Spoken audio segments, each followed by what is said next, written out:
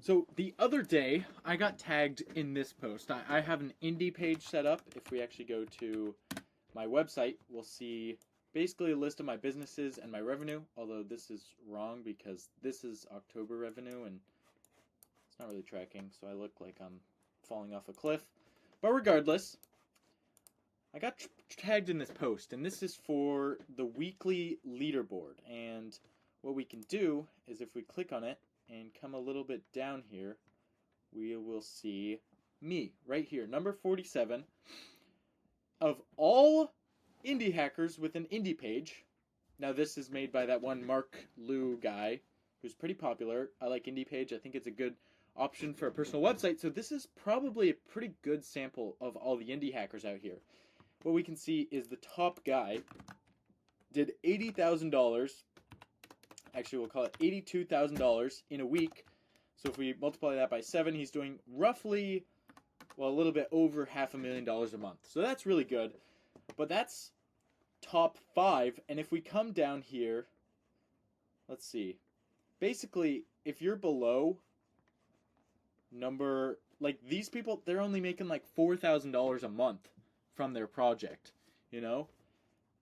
Number 30. Like that basically means that we can say this is a list of like the top 30 indie hackers. This is tiny. I mean, if you were like, okay, a list of all the highest revenue earning business owners in the US, like local businesses like roofers or pressure washers or whatever, this list would be massive before you ever got down to people making $1,000 per week. And so basically what I'm saying is, it's like a Drake lyric. It's fucking hard to get on this list. Most people do not do it. In fact, this is actually cheating because this is an agency. I'm not selling software with ShopDrive Agency, so it's a little bit of a cheat. So basically, the odds are very low that you're actually going to succeed. But I'm going to tell you how you can actually succeed in this video. By the way, if you're still watching, I hope you're watching at 1.5 or 2 times speed. I recommend speeding that bitch up. Shift and the greater than symbol on your keyboard will do it. Life hack. Alright, and here's the secret. Wow, this is fucking crazy, dude. It's hard. Insight of the century. Shut the fuck up. So don't make fun. Alright, here's the thing.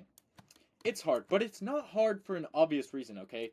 Because the reason that most people think of that it's hard is that it's competitive. And, well, they'd be right, okay? There is lots of competition already solving whatever problem you're focusing on solving. Maybe you solve it in a new, unique way.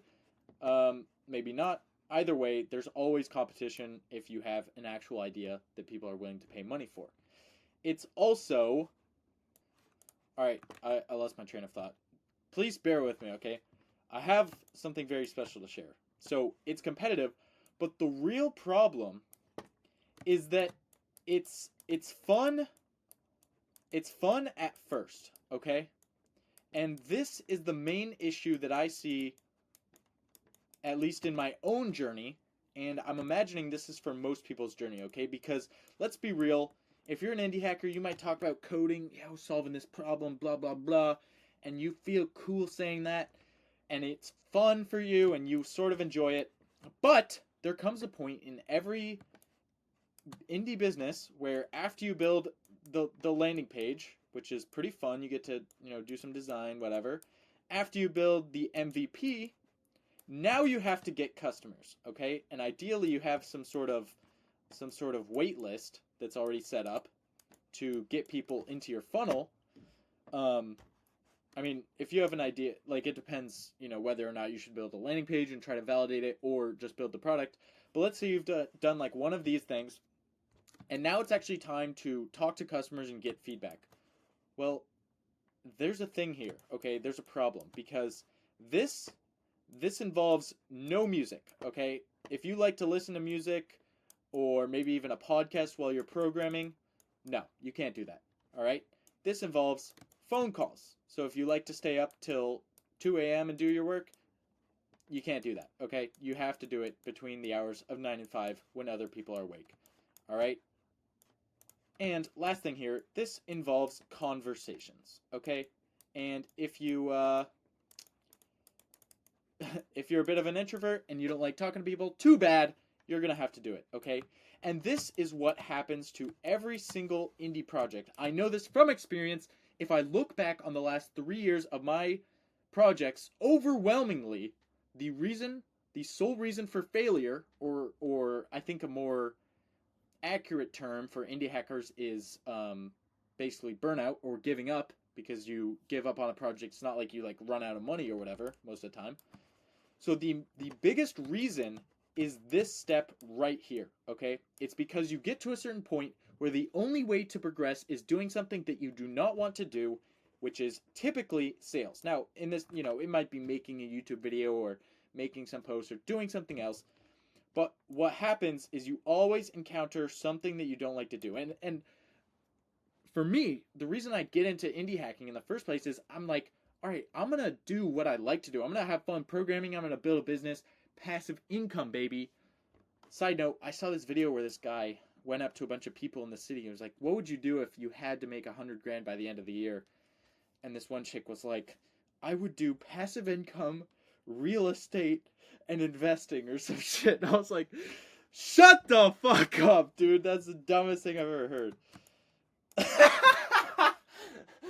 Bro, passive income as a fucking way to make money is so stupid. So, the point of this is there's always going to be something hard. There's always going to be something you don't want to do, and it's going to come in like a fucking bus into your life and, kick you in the ass. Because I had a project where it was going super well. I could make probably at least $10,000 a month within like 6 months just grinding away at cold calls. And then I realized, dude, I don't want to have to make cold calls. I want to do automated sales. I want to just have passive income. And I have a project like that does it.